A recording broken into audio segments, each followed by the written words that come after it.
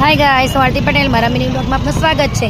આજે થઈ છે જન્માષ્ટમી, વાગે છે 11 અને અમે આવે છે ખાટુ શ્યામ. તો આજે થયો છે સેટરડે, શનિવાર છે અને અહીંયા જો ખાટુ શ્યામમાં અત્યારે રાત્રે 11 વાગ્યા છે, પણ ભીડ જો, ટ્રાફિક જો, જોરદાર ભીડ છે. પણ હા, દર્શન કરવામાં એટલી ભીડ નથી. બધાને એવું લાગે છે કે જન્માષ્ટમી છે એટલે ખાટુ શ્યામમાં બહુ જ ભીડ હશે, પણ ભીડ શુક્રવારના હતી, શનિવારે કોઈ જ ભીડ નથી. શાંતિથી દર્શન કર્યા છે અમે અને શાંતિથી જ થયા છે દર્શન, અને છેક નજીકથી દર્શન થયા છે. પણ આ રિટર્નમાં પાર્કિંગ જવાનું ને, પાર્કિંગમાં જતાં બહુ ટ્રાફિક છે. તો તમે જોઈ શકો છો ગાઈસ, આ પાર્કિંગ જો.